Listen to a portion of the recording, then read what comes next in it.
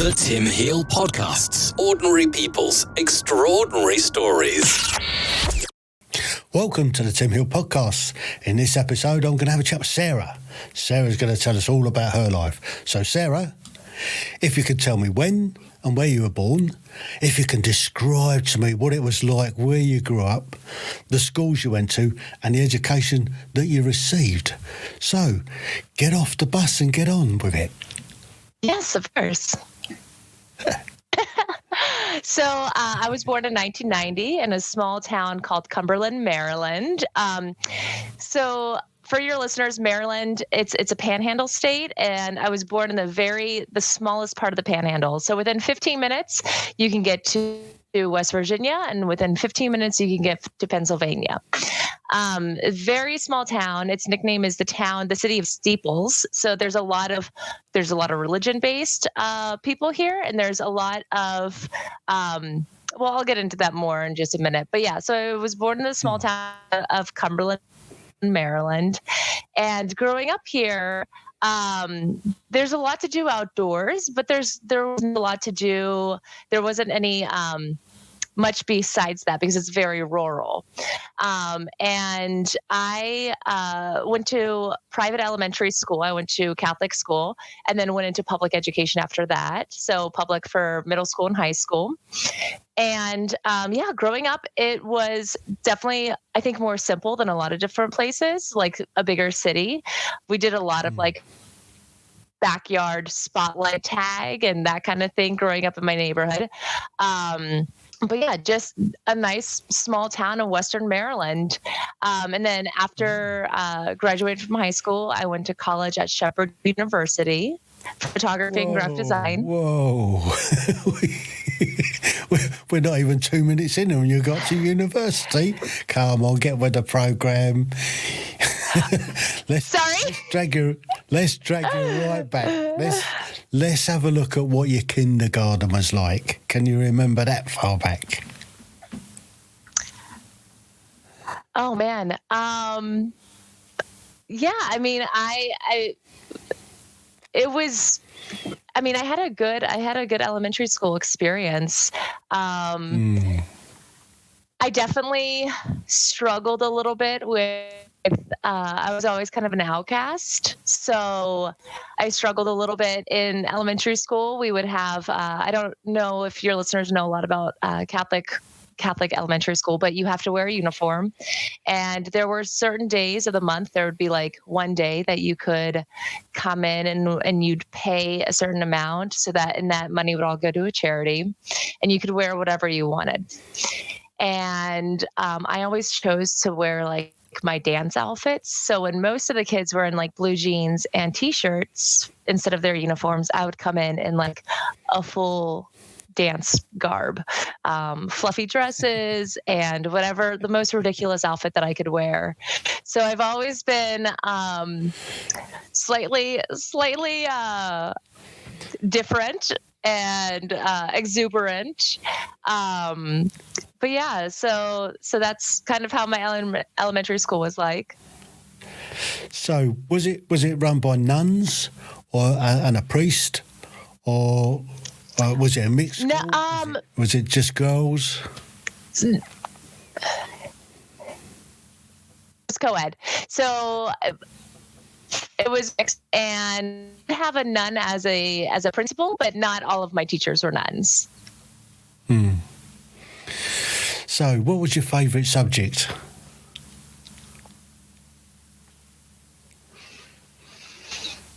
Probably it was science, always science. Science has always been my favorite. So which elements of science that really gripped you? What was it the physics side of it? Was it the what's the other sides of science? I can't remember that far back. That's okay, yeah. Was it doing honestly, it was like the environmental side. No, it was definitely more the environmental side. So like environmental science always interested me. And I actually thought in my younger years of high school and in middle school, I thought about going to school for environmental science because I've always been very interested in protecting the planet and learning more about where we live. And so that has always been my favorite part of science. I did a lot of environmental camps growing up in elementary school. One of the camps I went to in middle school, we would like dissect owl. I think they're owl. It's something. It's whenever it vegetates, so you can actually dissect that and see what animals they had been eating. So in middle school, that's what I was doing for the summers. Instead of like going to the pool or any other type of camp, I was dissecting these owl pellets and seeing what they ate, which was mostly mice. Sounds like a lot of fun. I'm not sure whether it's something I'd like to do. I mean, owl pellets. It's really interesting. It's one of those things that it taught you. It gave you an appreciation, though. You know, it gave you an appreciation for life and seeing what others would eat, and yeah. Yeah, fair one. So, what was your worst subject then? Which one did you not like going into? Oh, math. Horrible at math. So you're either good at it or you just hate it. So, but maths is really important because without a basic knowledge of maths, you can't work out how much change you're getting in when you go to the shops, and that's the important bit. Make sure you get the right. Very true. So there was one math that I was really, really phenomenal at. I did really, So I definitely wasn't my favorite subject, but got through it. Fair one. So you got enough points to sort of graduate elementary school then. So moving up. Yes. What about your junior high school? How did you get on there? Again, total outcast, but just kind of kept to myself through middle school.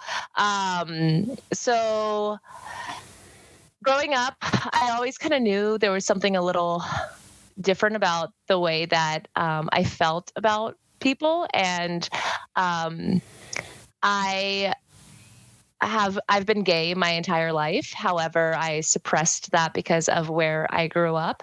So by middle school, I had kind of started to like understand those feelings a little bit more. However, there wasn't anyone that represented the gay community in my small town. So middle school was a little awkward because that's when a lot of people start dating and like just little dates, going to the movie theater together. And I really never had a whole lot of interest in that. And so pretty early on, I knew that something was different and I couldn't really like put my finger on it. I just knew that I wasn't interested in the same thing that my classmates were. So you didn't constantly talk about boys then? Yeah, no, I had no interest in talking about boys. So in your middle school then, I guess that's when you start looking at things like playing a musical instrument and doing theatre studies and continuing on with your sciences and stuff like that. Yeah. So, and your English literature. So which way did you go? Full band. I was in band, so I played the saxophone. I started with the flute. However, there were too many people in band playing flute. So, and I was very bad. I was a very bad flautist. So they gave me a decision. They were like, listen, you either need to choose a new instrument or you need to leave band. So I was like, all right, well, I want to stay in band. So I chose the tenor saxophone, which at that time there was only one other person in band that played that. So I chose the tenor saxophone and started playing saxophone in middle school, and enjoyed it a lot more than the flute. So I actually became much better at playing an instrument through that process. But yeah, so I did theater a little bit, but I really, from the time I was 3 until the time I was like 16, I did ballet and tap dance and jazz. So I danced most of my like childhood and teenage years. Yeah. So the ballet side of it, I mean, I loved going to the ballet. I think my favourite ballet is probably the Nutcracker, and that's traditionally done at Christmas. And yeah, I enjoy that. Did you ever get to that sort of standard where you put on a ballet? So our shows were a little different. Like a full ballet, our shows were normally, we would have, it would be like an entire showcase, all the different dances. So each year you'd get on stage for 3 minutes, for each of your different types of dance. So I would do a ballet dance and then go change into a tap outfit, and then we'd do a tap dance, and then we go change into a jazz outfit. So each year I was doing like 3 dances to 3-minute songs that we had rehearsed for the past few months. So I never did like the formal ballet training. Quite honestly, I was terrible at ballet as well. My mom always said I shook my butt too much and I smiled. She was like, you were having the most fun up there, but you definitely, like, I was not a very structured ballerina. So I liked to move around a little too much, and I didn't have I would say I didn't have the poise of the other ballerinas. So definitely did not do the traditional sense of ballet. So did you get on with point or not? I did do point. Lost one of my shoes during a performance once. When I say I was a bad ballerina, I was a really bad ballerina.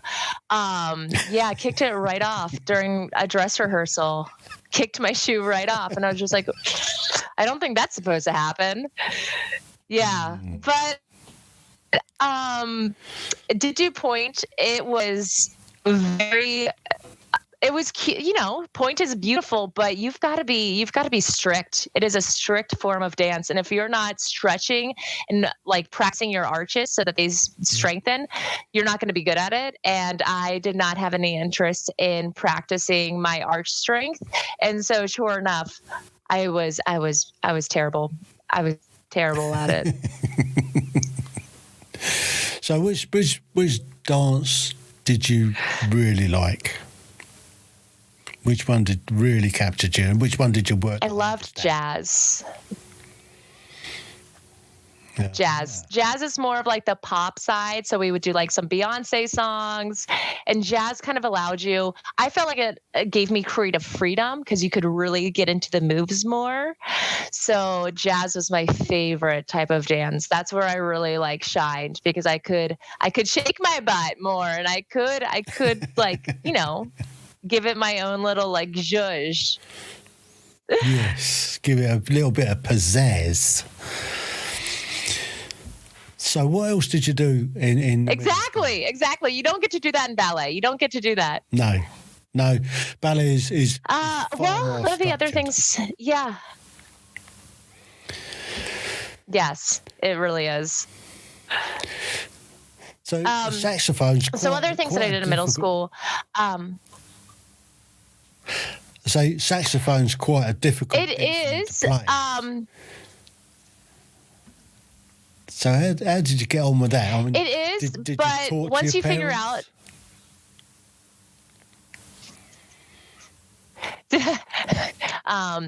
I think I tortured them in a lot of other ways as well. But yes, I did. It was definitely the nice thing about saxophone and flute is it's the same hand positions. So I didn't have to learn a whole lot of new like finger movements, but you do have to learn how to use a reed instrument, which is different and does take some time. And I actually caught on to the saxophone more quickly than I did flute. So saxophone came more natural to me.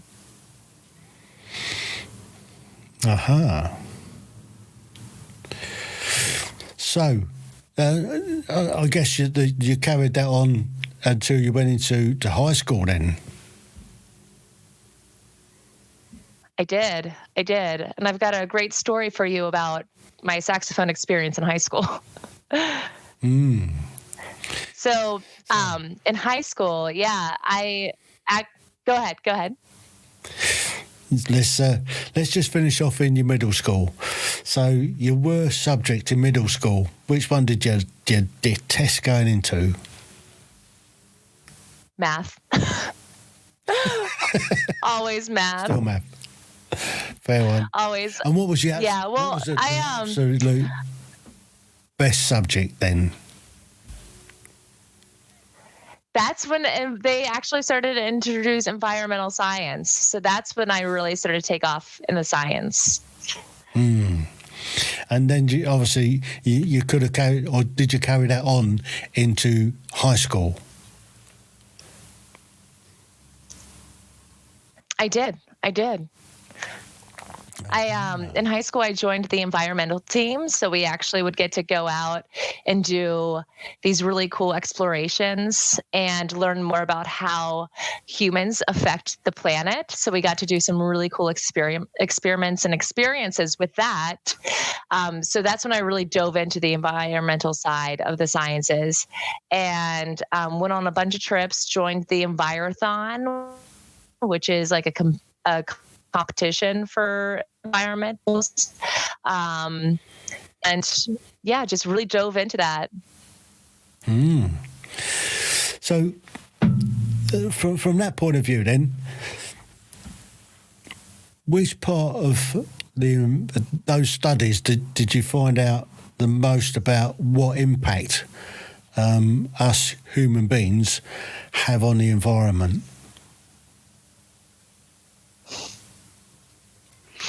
I think one of the conversations that our teacher had with us that really changed the way that I viewed how we affect the environment was specifically talking about the dangers of having farms too close to watershed areas, because what happens is the fertilizer can run off into the watershed and then cause these like algae blooms in lakes and ponds. And so two of the lakes that we have here in my hometown, one of them specifically has this terrible algae growth in it from all the fertilizer. Same with like the Chesapeake Bay, I believe, the type of algae that it now years since I graduated high school.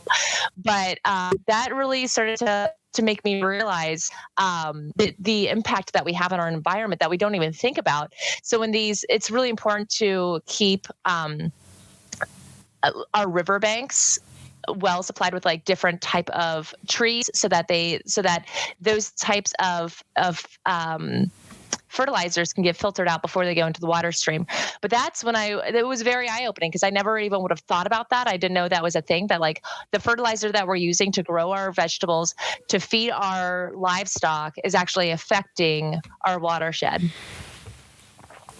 Yeah, I guess that's a problem all over, predominantly the Western world, because I don't think the developing world use so much chemicals or fertilizers to grow their stuff. So, that's quite an important aspect. Yeah. And especially that blue-green algae that grows in sort of fairly static water. Yes. Which is pretty nasty stuff. If you you want to stay out of the water if it's doing that. So. Yeah, that's really bad in the Chesapeake Bay. And go ahead. So let's move forward. Let's have a look about your saxophone in high school. Then let's have a listen to that story. So that is actually how I became a photographer. So I was in a very, very competitive marching band in high school. We would compete all up and down the East Coast. And so because of that, our practices were very, very rigorous and very structured. And one of the things that we would do at practice is run back to our spots. And the section that got back to their spot the soonest or the quickest would get an extra 30 seconds of a water break. So there was a lot of pressure to get back to our spots very quickly. And during one of these running instances, whenever I was running back to my spot, I fell on my saxophone and cut my spleen in half, like sliced my spleen right in half. Ooh. Yeah. So, yeah, it was pretty bad. I was in the hospital in the ICU for about 5 days. And after that experience, I was no longer allowed to march because I had to take a month off for my body to heal. And band is like, especially in a competitive marching band, it's almost like a cult. Like you guys, you do everything together. Like this is your family. It 100% becomes your family. You travel together. So you do dinners together, everything you do together as a band. So whenever this happened, immediately I felt like I had lost part of my identity being taken out of band. So I decided that I was going to still go to the practices. I couldn't march any longer or play my instrument. I was just going to start photographing. So I started photographing the band and fell in love immediately with photography. And so I started photographing the band, and then the football players were like, "Can you come photograph our game?" So then I started photographing the football players, and then the cheerleaders were like, "Can you take our headshots for our new cheerleading squad?" And absolutely. So then I did that. So within, the first few months, I kind of was like the square, capturing any event that was going on on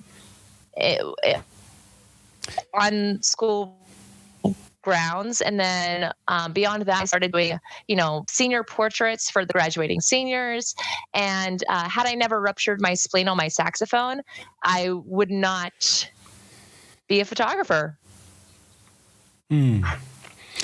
So what happened to the saxophone? I mean, did you damage it? Did they obviously it unfortunately I did not split you open.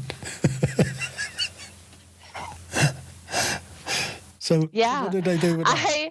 I did not. I actually, you would think I should have asked to keep that saxophone so I could hang it in my house. I wish I would have. However, I think they went ahead and just gave it to the next person the next year. Saxophones, they're very expensive, so I did not damage it. So I'm sure they just held on to it. And the next person that wanted to join band, they're like, "Here, there's absolutely nothing wrong with the saxophone. It's definitely not going to try to kill you, or it's definitely not cursed in any way." Wink, wink. Yeah.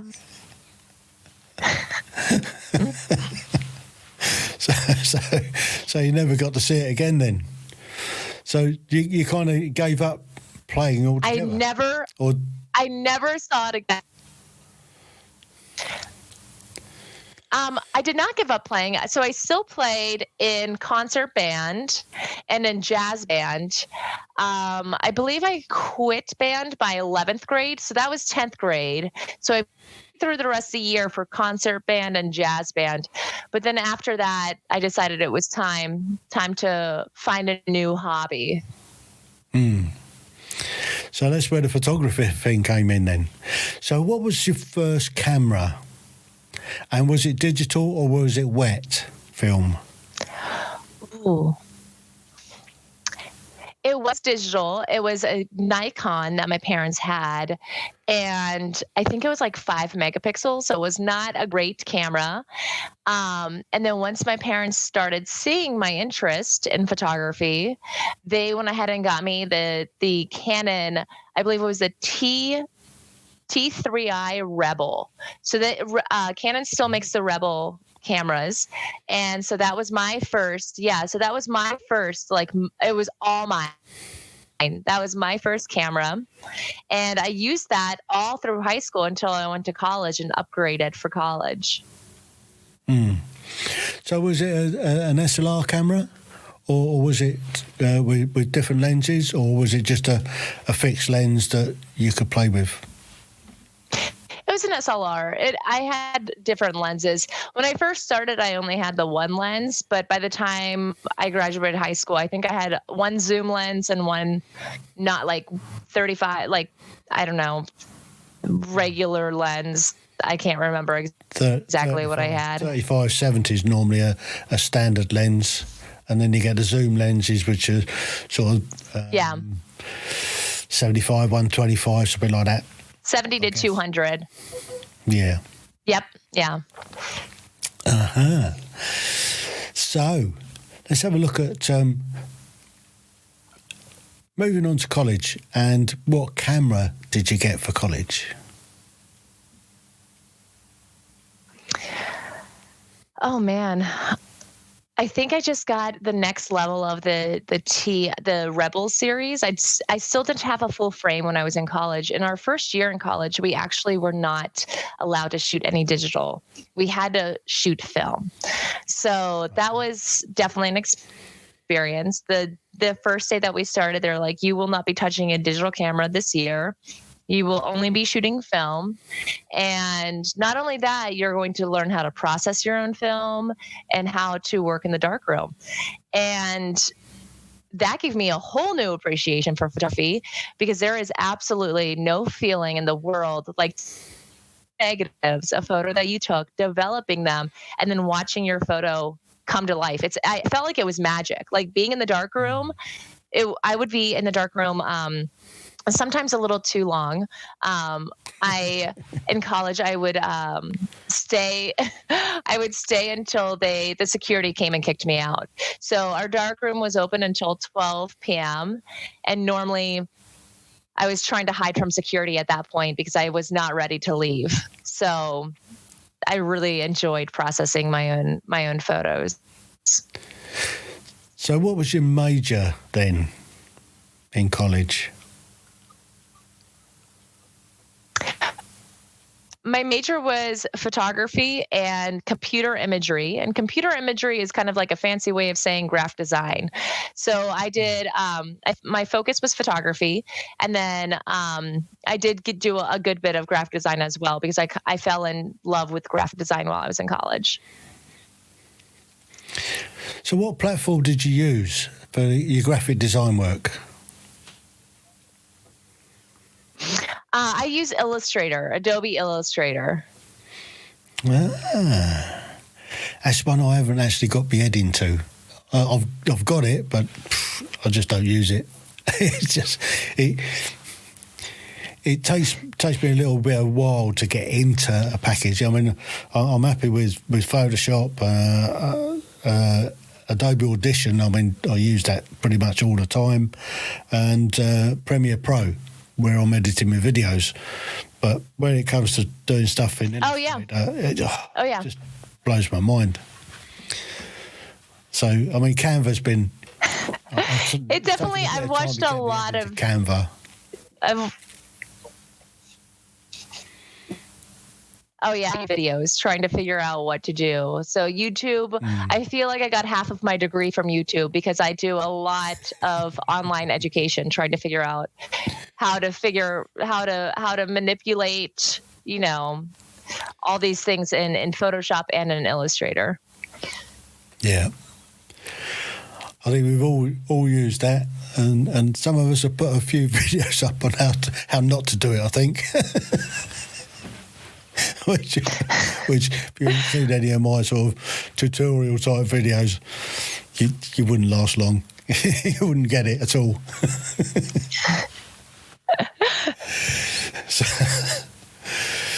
So, second year in college then, did you move on to digital work? Yes. Yeah. That's when we were allowed to start shooting digital. And so I had quite a few classes with digital photography, and that's when we really started to get into like the Photoshop side, retouching, and how to like manipulate our photos. I mean, you can go so much into Photoshop, and it can change so much. And I can remember we were on an operation in Macedonia, and I was helping out the illustrator that we had because I was on that the photographer, but I didn't have an awful lot to do a lot of the time, so I was sat on my hands waiting to get tasks.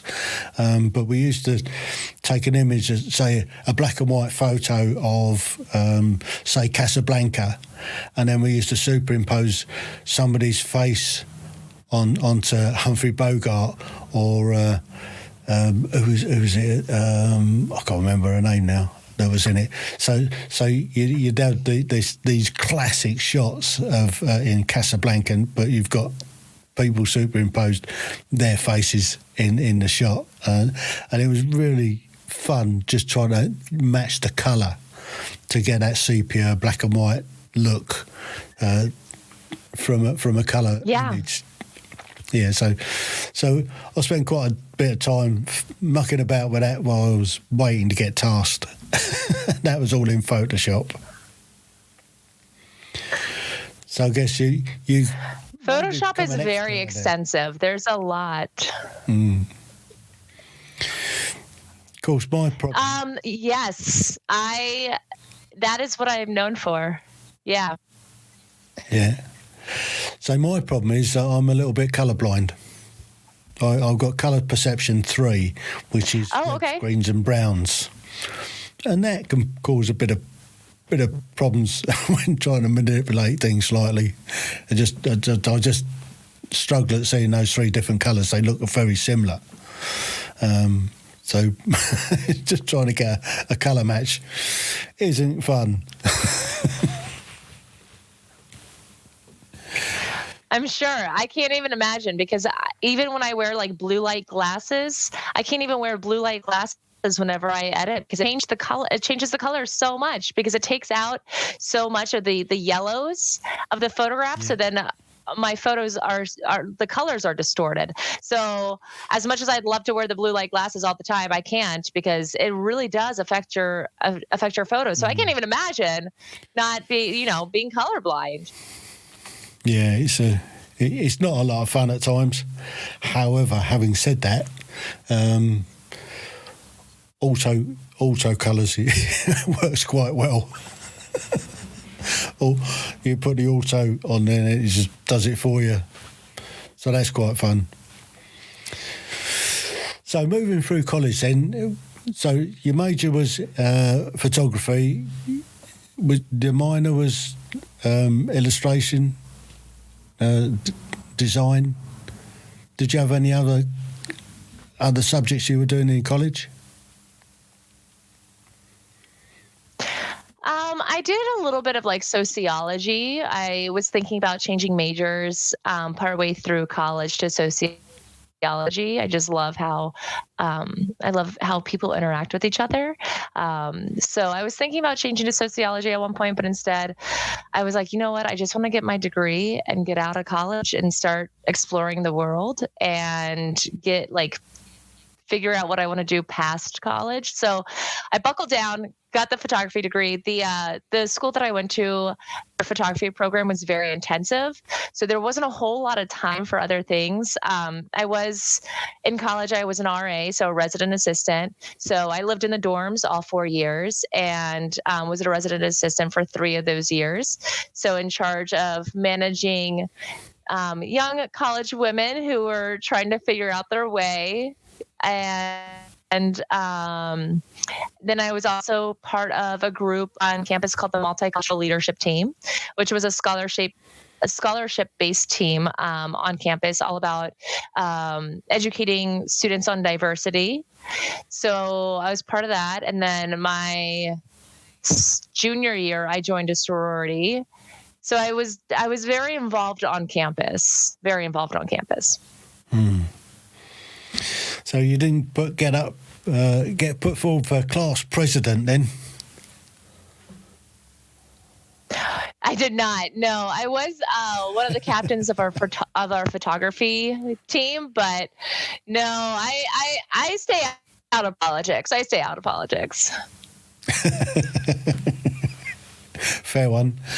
So, graduating college. Did you graduate with honours, or did you just sort of graduate with a scrape through? I didn't graduate I did not scrape through, but I graduated. I almost graduated with honors. I was off by 0.2 points on my GPA. So I did not graduate with honors, but I did graduate with having a full ride to college. So that made me happy. I was like, you know what? If I had a full ride with my scholarship and got through college, I'm good. So, after college, what was your first job when you left college?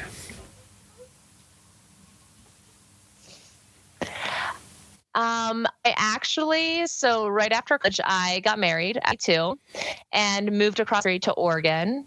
And my ex-husband was going to school for nuclear physics in Oregon. And I was working at a construction shop. I did retail a really long time because I knew we weren't going to be there very long. So I kind of set the camera down, worked full time in retail.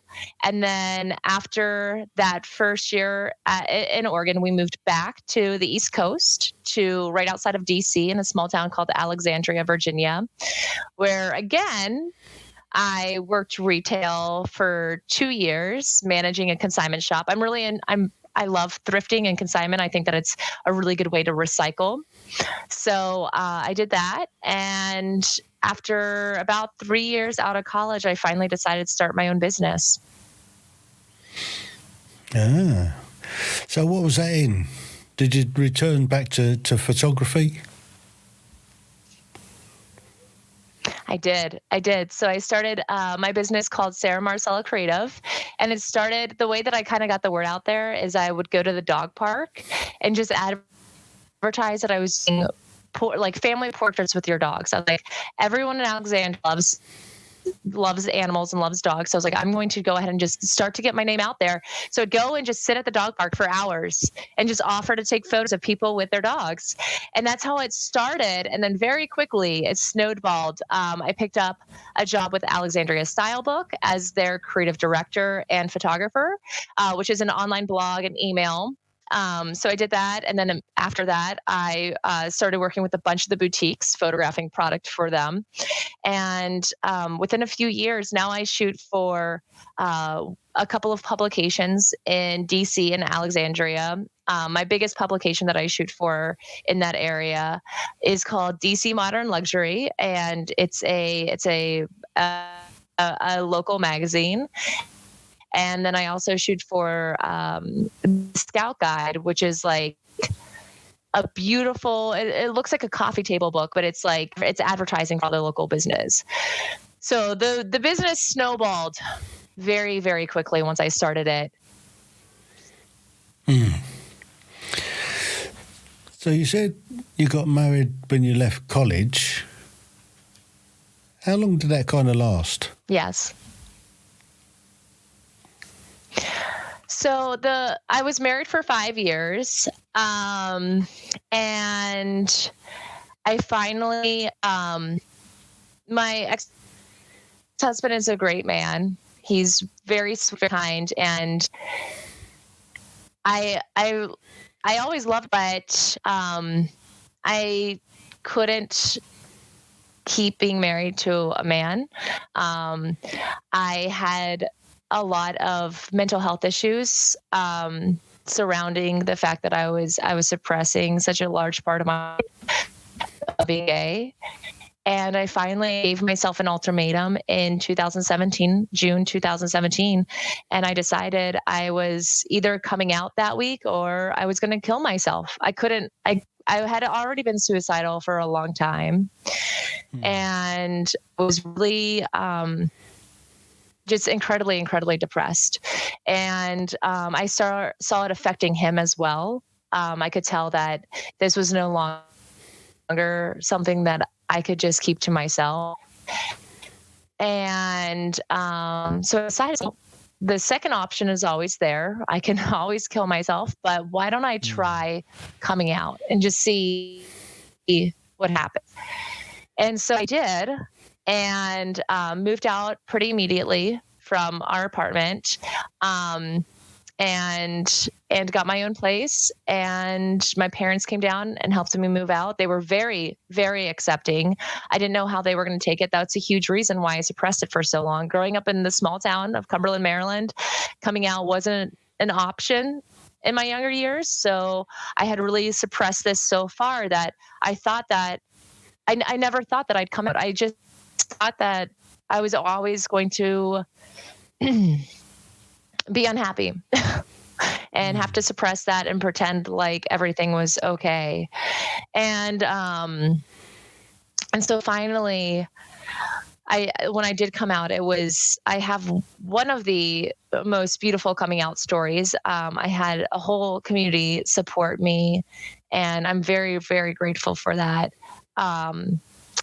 But yeah, so to answer your question, it lasted 5 years, and then I finally made the decision to come out.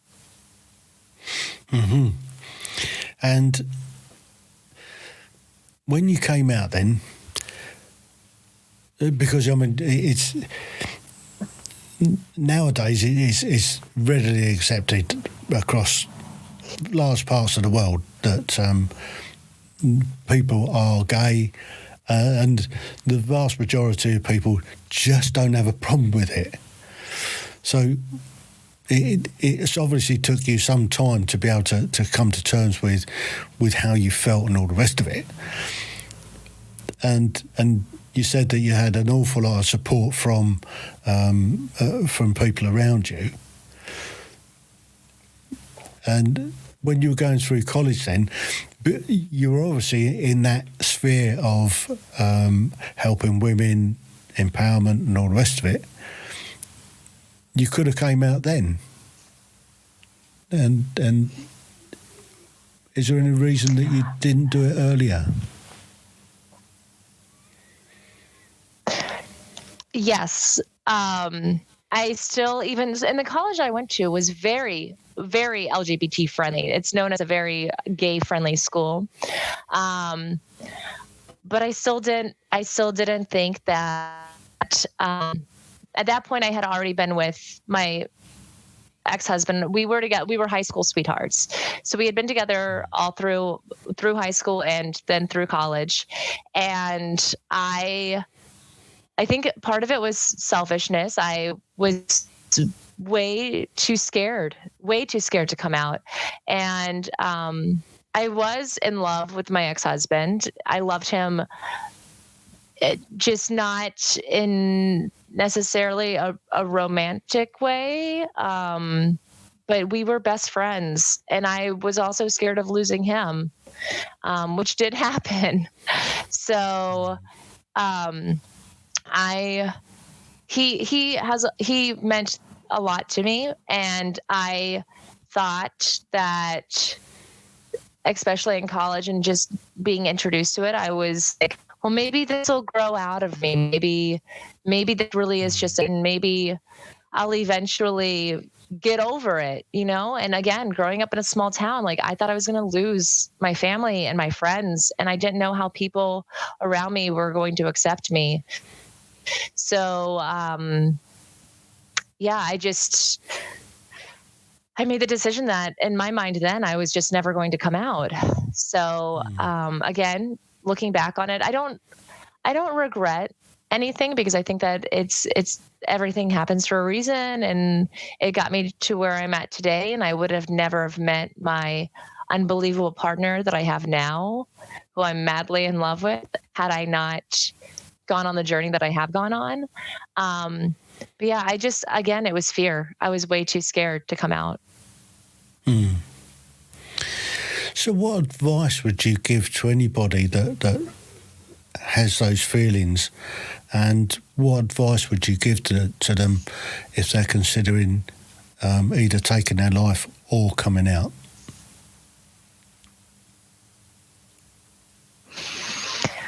I think that the first thing I would say is definitely look into some type of therapy, because I think that if I would have maybe been able to talk to someone through the process, I would have understood what I was feeling and been able to get help sooner. And I think finding a supportive network of people, whether that's online, because sometimes you may not have immediate people in your life who you feel are supportive, but there is a lot of help out there. And I know personally for me, whenever I was really struggling with suicide, I did reach out to the suicide hotline, which there's a lot of mixed reviews on. So I'm not going to necessarily say that's the option for everyone, but it did help me through some really difficult nights. And I think the most important thing you need to do is find a support system, because once you find a support system and realize that that you can live a healthy, happy life, being the person who you are and being authentically yourself, it's life-changing. So, and like I said, I know that a lot of people might not have immediate people in their life who can help them through the process. So looking at online forums, sometimes there's places in your town that you can go to. I know that there's places in DC that have a lot of additional help. I believe it's called, oh man, I forget the name of it right now. I'm blanking on the name, but there's a group in DC that has like free therapy, and when I say therapy, paid therapy is great, but I do think that there is free help out there. Expressing your sexuality is much more accepted now. But I do understand that it can still be, I know personally, like it's still very, very scary. So I think just finding someone that you can talk to about it, who isn't going to judge you and is going to sit with you and help you go through those feelings. And as not cheesy, but as used as the phrase is, it does get better. If you would have told young 27-year-old me that this is a life that I'd have, and that I would be dating the woman of my dreams, I would have never believed it, because I had convinced myself at that point that it was never going to be my reality. So thankfully, I was very lucky, and I did have people around me. I did have a good support group that I could talk to about the whole process. But had I not had that support group, had I not had supportive parents, had I not had friends who could be there for me, I wouldn't be here today. And I think that what I'm saying isn't only for those who are questioning coming out, but if you have someone in your life who comes to you holding safe space for them and allowing them to talk and not judging them for who they are, and just giving them, because no one chooses to be gay. It's not an easy lifestyle. It's scary. So no one's going to be like, I'm just going to try it out. Like it's trendy or whatever. No, like if someone comes to you and decides to open up and be vulnerable, listen to them and know that, and the number one thing, it's not a phase. And just be patient, and what they need more than anything is just support, and knowing that you're still going to be there through the entire process. That's sound advice. So, let's move on slightly. Where do you see yourself going? Do you still run your own business? And do you employ people in that business?